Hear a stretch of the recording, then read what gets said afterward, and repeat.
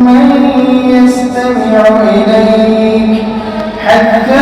إذا خرجوا من عندك قالوا للذين أوتوا العلم ماذا قال آنفا أولئك الذين طبع الله على قلوبهم واتبعوا أهواءهم والذين اهتدوا زادهم هدى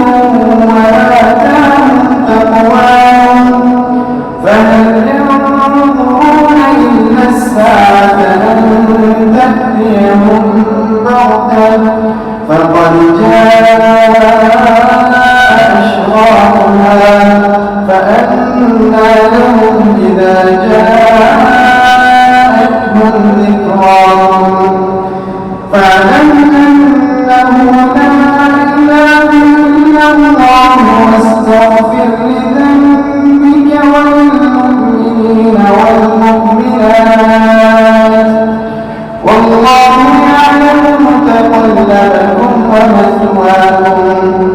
ويقول الذين آمنوا لولا نزلت سورة فإذا أنزلت سورة محكمة وذكر فيها القتال رأيت الذين في قلوبهم مرض ينظرون إليك نظر المغشي عليه من الموت فأولى لهم طاعة وقول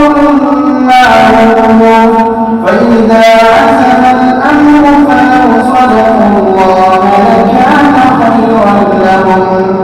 فهل عسيتم إن توليتم أن تفسدوا في الأرض وتقطعوا أرحامكم أولئك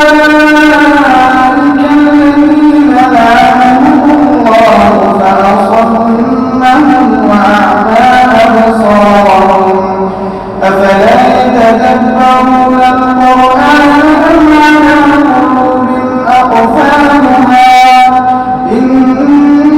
الذين ارتدوا على أدبارهم من بعد ما تبين لهم الشيطان سول لهم وأملى لهم ذلك بأنهم قالوا للذين كرهوا ما نزل الله سنطيعكم في بعض الأمر والله يعلم إسرارهم فكيف إذا توفتهم الملائكة يضربون وجوههم وأدبارهم ذلك بأنهم اتبعوا ما أسخط الله وكرهوا رضوانه فأحبط أعمالهم الله أكبر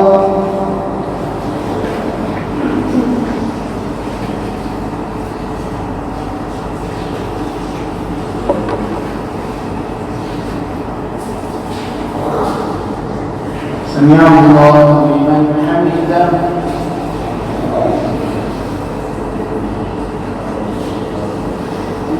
الله